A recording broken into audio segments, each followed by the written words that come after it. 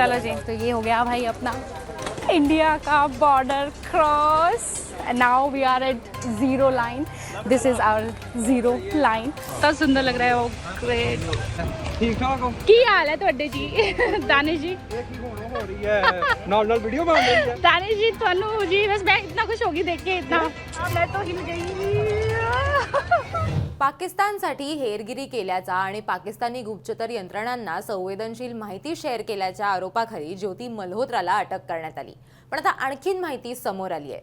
Social मीडियावर अनेक संशय व्यक्त केले जात आहेत.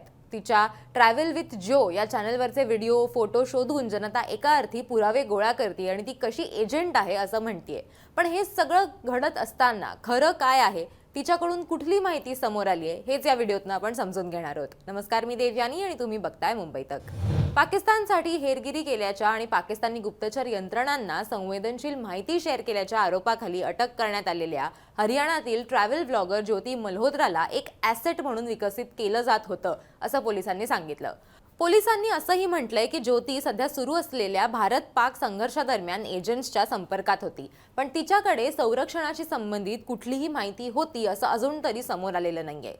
हिसरचे पोलीस अधीक्षक म्हणजे SP शशांक कुमार सावंत यांनी पत्रकार परिषदेत सांगितलं की ज्योती अनेकदा पाकिस्तानच्या दौऱ्यांवर गेली होती किंवा ट्रिप्सवर गेली होती. पहलगाममध्ये झालेल्या हल्ल्याच्या आधी देखील ती पाकिस्तानला जाऊन आली होती. जर तिचा काही संबंध असेल तर त्याची माहिती शोधण्याचा प्रयत्न आणि तिचं नेमकं कनेक्शन कसं होतं हे शोधण्याचा प्रयत्न सध्या सुरू आहे. आता जी चौकशी सुरू आहे त्या सगळ्यामध्ये जे कनेक्शन आहे तेच आम्ही शोधण्याचा प्रयत्न करतोय. सध्याच्या काळात युद्ध हे केवळ सीमेवर लढलं जात नाही असं सावंत म्हणाले. पाकिस्तानी एजंट त्यांचं नरेटिव्ह जे आहे ते पुढे नेण्यासाठी सोशल मीडिया इन्फ्लुएन्सर्सचा वापर करण्याचा प्रयत्न करतात. त्यांनी अशीही माहिती दिली आहे की ज्योती मल्होत्रानं एकदा चीनला भेटही दिली होती, म्हणजे चायनाला सुद्धा ती एका टूरसाठी ट्रिपसाठी जाऊन आली होती. ज्योतीकडे इतके पैसे येतात कुठून असाही प्रश्न यातून उपस्थित होतोय. तिचा खर्च तिच्या घोषित उत्पन्नापेक्षा जास्त असल्याचं दिसून येतं. आम्ही तिच्या आर्थिक उत्पन्नाची माहिती घेतोय. ती जितका प्रवास करते आणि त्यासाठी जो खर्च होतो त्यात आणि ती जितकं कमवते यामध्ये तफावत असल्याचं दिसून येतंय. भारत-पाकिस्तान संघर्षादरम्यान ती अनेक पाकिस्तानी इंटेलिजंट ऑपरेटिव्हच्या संपर्कात होती, म्हणजे ज्यांना PIO असं म्हटलं जातं. ट्रॅव्हल विथ जो या तिच्या चॅनलच्या नावानं ओळखल्या जाणाऱ्या ज्योती मल्होत्राला केंद्रीय गुप्तचर संस्थांनी दिलेल्या माहितीनुसार शनिवारी अटक करण्यात आली होती. इन्फ्लुएन्सर ज्योती ही PIOच्या सतत संपर्कात होती. यामध्ये ती एहसान उर रहीम उर्फ दानिश, जो नवी दिल्लीतल्या पाकिस्तान उच्चायुक्तालयाचा कर्मचारी आहे, त्याच्या संपर्कात सुद्धा ती आली होती. गेल्या वर्षी तिनं दानिश सोबत भारतातील पाकिस्तान उच्च आयुक्तालयात एका विशेष इफ्तार डिनरलाही हजेरी लावली होती. तिच्या विरुद्ध अधिकृत गुप्तता कायदा आणि भारतीय न्याय संहिताच्या जे संबंधित कलम आहेत त्यांच्या अंतर्गत तिच्यावरती गुन्हा जो आहे तो दाखल करण्यात आलाय. या वाढत्या प्रकरणात आणखीन काही व्यक्तींचा सहभाग असू शकतो असा अधिकाऱ्यांचा विश्वास आहे. ज्योती ही सध्या 5 दिवसांच्या पोलीस कोठडीत आहे आणि अधिकारी पहलगाम हल्ला आणि नंतर निर्माण झालेल्या युद्धजन्य परिस्थितीवेळी ती कोणाच्या संपर्कात होती, ती कोणाशी बोलत होती, तिच्या सगळ्या संबंधित लोकांची चौकशी केली जाणार आहे किंवा त्यांची जी माहिती आहे ती सुद्धा घेतली जाणार आहे असं सांगण्यात आलंय. ज्योतीला अचानक अटक करण्यात आलेली असं नाहीये. ही एक नवीन माहिती जी आहे ती पोलिसांनी पत्रकार परिषदेत सांगितली की ज्योतीवर आधीपासूनच भारतीय गुप्तचर संस्थांची नजर होती. ज्योतीला आता अटक करण्यात आली आहे, पण तिचं अकाउंट आणि ट्रॅव्हल यामुळे आधीपासूनच तिच्यावरती लक्ष होतं. या सगळ्या प्रकरणात ज्योतीसह आणखीन 5 लोकांना अटक करण्यात आली आहे. तिच्या आणि दानिश मधलं नातं काय होतं याचा सुद्धा तपास सुरू आहे, कारण अर्थातच ती इंडोनेशियाला त्याच्याबरोबर ट्रिपला गेली होती. त्याचबरोबर तिने त्याच्या थ्रूच तिचा जो व्हिसा आहे तो मिळवला असं सुद्धा म्हटलं जातंय की त्याच्यामुळेच तिला 7 दिवसांचा जो व्हिसा आहे तो मिळाला होता पाकिस्तानात जाण्यासाठी. आणि पाकिस्तानमधली जी संवेदनशील ठिकाणं आहेत जिथं खरं तर इतर लोकांना जाता येत नाही किंवा भारतीयांना खास करून जाता येत नाही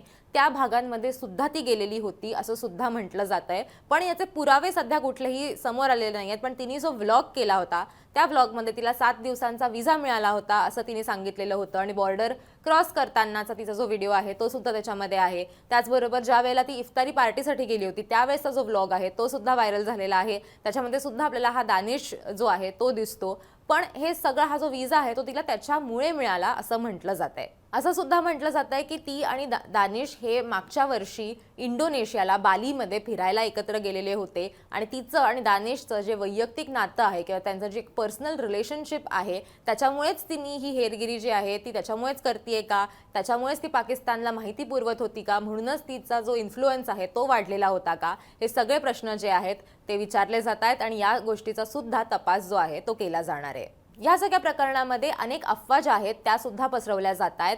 अनेक इतर लोकांना सुद्धा तिच्याबरोबर इन्क्लूड केलं जातंय किंवा ते अनेक इन्फ्लुएन्सर्स जे आहेत, इतर इन्फ्लुएन्सर्स जे आहेत जे सुद्धा अशा ट्रॅव्हल टुरिझमचे व्लॉग्स करतात त्यांच्यावरती सुद्धा संशय घेतला जातोय. त्यामध्येच नावांकुर चौधरी नावाच्या एका डॉक्टरवरती देखील संशय घेतला जातोय. नावांकुर डॉक्टरवरून इन्फ्लुएन्सर झाले आणि त्यांचा 197 देश फिरण्याचा उद्देश आहे किंवा त्याचा त्यांचा टार्गेट आहे.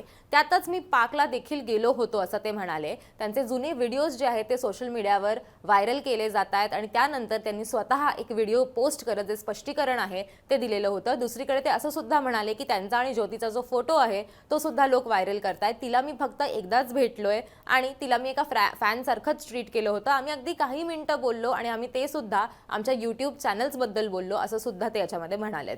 मुरिदके, कराची अशा ठिकाणी सुद्धा ज्योती गेलेली होती आणि तिकडे तिचं ट्रेनिंग झालेलं होतं हेरगिरीसाठीचं, म्हणजे एक स्पाय म्हणून कसं काम करायचं याच्यासाठीचं असं म्हटलं जातंय. म्हणजे असं हे सोशल मीडियावरती लोक बोलतात किंवा तिच्या व्लॉग्समधनं लोक हे असं म्हणतात, पण तशी कुठलीही अधिकृत माहिती जी आहे ती अजून तरी पोलिसांनी दिलेली नाहीये. हे इन्व्हेस्टिगेशन जे आहे ते इन्व्हेस्टिगेशन अजून सुरू आहे. त्यामुळे जोपर्यंत आम्हाला सगळी माहिती आमच्या समोर येत नाही तोपर्यंत आम्ही कुठलीही माहिती तुम्हाला सांगू शकत नाही. ज्या वेळेला आमच्याकडे सॉलिड अपडेट्स येतील किंवा ज्या वेळेला आमच्याकडे पुरावे येतील त्यानंतरच ही माहिती जी आहे ती आम्ही तुम्हाला सांगणार आहोत. आणि आम्ही ही पत्रकार परिषद याच हेतूनं घेतलेली आहे की सोशल मीडियावरती अनेक अफवा पसरवल्या जात आहेत, त्याच्यामुळे त्याच्यावरती तुम्ही विश्वास ठेवू नका असं सुद्धा पोलिसांकडनं सांगण्यात आलंय.